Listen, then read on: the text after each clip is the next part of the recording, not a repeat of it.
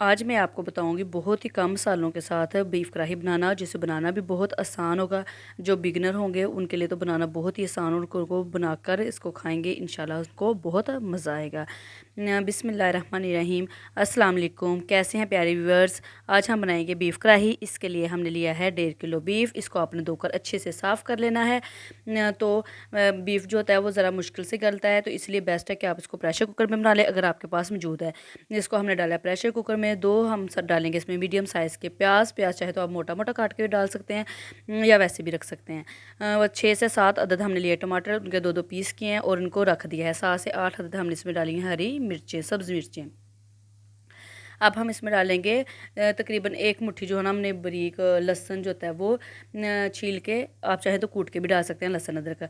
ये हमने ऐसे ही डाल दिया। जैसे जब हमारा बीफ गलेगा तो इसके साथ ये सारी चीज़ें खुद ब खुद टेंडर हो जाएंगी। और 2 हमने लिए हैं बड़े साइज़ के आलू। इसको हमने छील लिया और ऐसे पूरा ही रख देना है। हाफ़ कप इसमें हमने डाला है घी या कुकिंग ऑयल। थोड़ा सा हम इसमें तकरीबन 2 से 3 कप हम इसमें पानी डालेंगे, क्योंकि बीफ है ना, इसको गलने में थोड़ा टाइम लगेगा। हम इसको प्रेशर लगा देंगे और तकरीबन जब हमारी विसल होना शुरू हो जाएगी ना, तो हम इसको 30 मिनट लगाएंगे और ये हमारा जो है ना गोश्त इंशाल्लाह ताला वो गल जाएगा। ये देखें, हमने जब इसकी प्रेशर कुकर की विसल होना शुरू हुई तो हमने इसको खोला, तो ये हमारे आलू, बीफ और जो इसमें हमने मसाले डाले थे सारे माशाल्लाह से कुक हो चुके हैं, बिल्कुल टेंडर हो गए। अब जो इनके छिलके होते हैं ना वो टमाटर के अलहदा हो गए हैं, हमने वो निकाल लिए हैं। 1 बाय 1 करके सारे जितने भी टमाटर है सबके हम छिलके निकाल लेंगे। और आलूओं को हमने एहतियात के साथ बाहर निकाल लेना है। पहले हमने अपने गोश्त को अच्छे तरीके से भूनना है। घी हमने इसमें पहले सारा कुछ हमने एक साथ ही डाल के रख दिया था। इतना इसको बनाना आसान है, बस बाद में जब ये चीज़ें गल जाएंगी। अब हम इसमें हाफ़ टी स्पून हमने इसमें डाली है, 1 टीस्पून, हाफ़ टेबल स्पून और 1 टीस्पून हम इसमें डाली काली मिर्च, और इसको हमने अच्छे तरीके से भून लेना है। जैसे जैसे हम इसको भूनते जाएंगे, जो हमारा टमाटर, प्याज, हरी सब्ज़ मिर्ची हमने डाली थी वो सारी इसके साथ साथ ही मैश हो जाएंगी, बिल्कुल नज़र भी नहीं आएंगी। और जब हमारा गोश्त अच्छे तरीके से भून जाएगा, आपने इसको अच्छे तरीके से भूनना है, बुनाई पे कंप्रोमाइज़ ना क्या करें, अच्छे तरीके से भुना करें।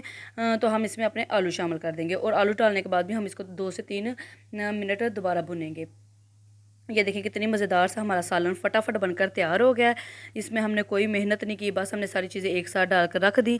जब प्रेशर कुकर की विसल लगी, हमने 20 से 25 मिनट तक इंतज़ार किया।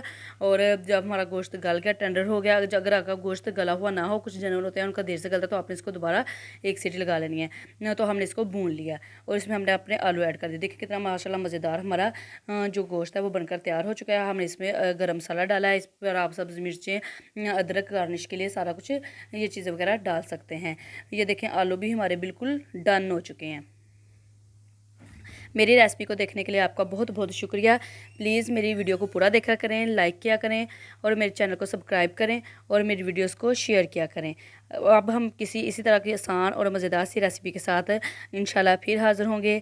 मिलते हैं किसी अगली वीडियो में, तब तक के लिए अल्लाह हाफिज़।